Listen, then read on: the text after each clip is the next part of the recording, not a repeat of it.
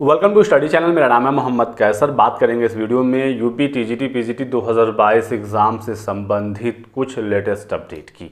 जब कोई नई जानकारी होती है तो मेरी कोशिश होती है आपको इन्फॉर्मेशन दे दी जाए। लगभग हफ्ता 10 दिन 15 दिन में मैं एक एक वीडियो बनाता हूं ताकि ज़रूरी सूचनाएं आपको मिल भी जाएं और आप अपनी पढ़ाई में डिस्टर्ब भी ना हो। तो एक अपडेट है, आपको यहाँ पर जानकारी मिलेगी, लास्ट तक बने रहिएगा।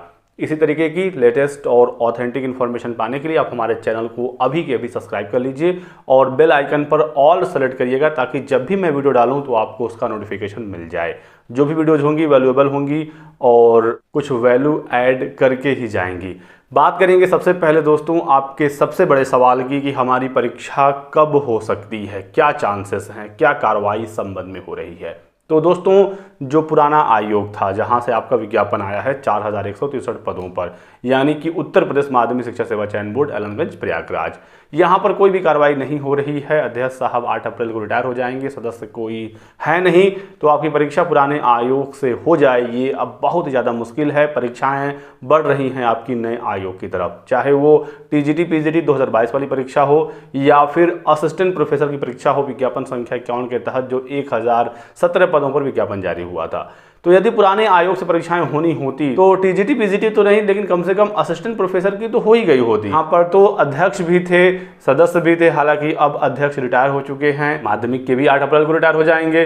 तो जो भी मैटर हो, अंदर जो भी चीजें चल रही हो, अध्यक्ष के रिटायरमेंट का इंतजार ही हो सकता है किया जा रहा हो। लेकिन कुल मिलाजुला कर ये है कि एग्जाम अब आपका काफी डिले हो चुका है और पुराने आयोग से परीक्षाएं अब होने की संभावनाएं बहुत ही कम है, क्योंकि नए आयोग पर कार्रवाई तेज है। लगातार अपडेट निकल कर आ रही है कि नया आयोग पर काम चल रहा है। हालांकि ड्राफ्ट में बहुत सारे बदलाव हो रहे हैं, जो पुराना प्रस्ताव था 2019 वाला उसमें बदलाव हो रहे हैं, जिसकी वजह से डिले हो रहा है। बजट सत्र में पास नहीं हो पाया नया आयोग का विधेयक और अब इसमें और समय लगेगा, क्योंकि मुख्यालय को लेकर कुछ विवाद है कि ये लखनऊ में बने या प्रयागराज में बने। अलग अलग भर्तियां होंगी इस नए आयोग से, जैसे कि बेसिक की, माध्यमिक की, उच्चतर की, तकनीकी की, यहाँ तक कि मेडिकल क्षेत्र की भी शिक्षक भर्तियां यूपी शिक्षा सेवा आयोग से होंगी। तो सभी नियमावलियों को एक बार रिव्यू किया जाएगा। नए आयोग से सभी भर्तियों को कराने के लिए सभी अधिकारियों की नियुक्ति होगी, तो इन सब में समय लगना ही लगना है। सबसे पहले तो नए आयोग में जो भी बदलाव हो रहे हैं उससे करके कैबिनेट से पास किया जाएगा, फिर गठन होगा, सबको नियुक्ति होगी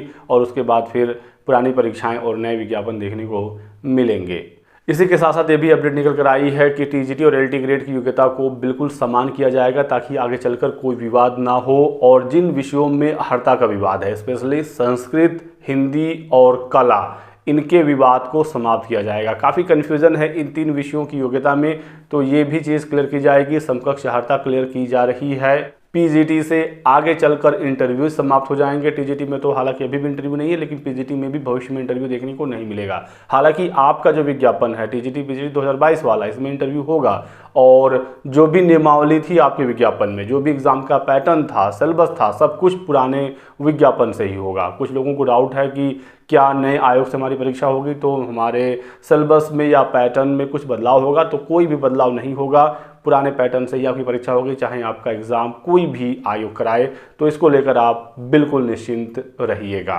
तो एग्ज़ाम दोस्तों आपका जून जुलाई के बाद ही होना है। अभी आयोग गठित नहीं हुआ है, गठन होगा, सबकी नियुक्तियां होंगी। जैसा कि मैंने आपको बताया, अप्रैल मई तक जो उम्मीदें थी नए आयोग के गठन की, वो अब होता हुआ नहीं दिख रहा है। ये जाएगा कम से कम जून जुलाई तक, तो अगस्त या इसके बाद ही परीक्षाएं आपकी पॉसिबल हैं। लेकिन आप इतना ये मान कर चलें कि 2023 में ही आपकी परीक्षा हो जाएगी। और एक सवाल था बहुत सारे छात्रों का कि सीटों की वृद्धि को लेकर क्या हुआ। काफ़ी आंदोलन हुए, अध्याचन को लेकर काफ़ी ज्ञापन सौंपा गया, अधिकारियों से मुलाकात हुई, सांसदों से मुलाकात हुई, तो उसका निष्कर्ष क्या निकला।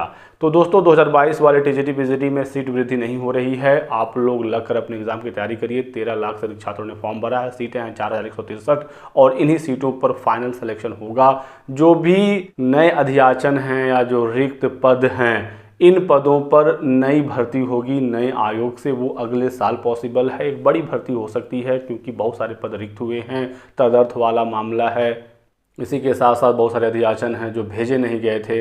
तो इन सारी चीज़ों पर नए आयोग से नई भर्ती निकलेगी, कई सारे बदलाव भी उसमें होंगे, लेकिन फ़िलहाल 2022 वाले विज्ञापन में सीट में वृद्धि नहीं हो रही है और सिलेबस एग्ज़ाम पैटर्न बिल्कुल सेम टू सेम रहेगा। अगस्त मानकर फ़िलहाल आप तैयारी करते रहिए।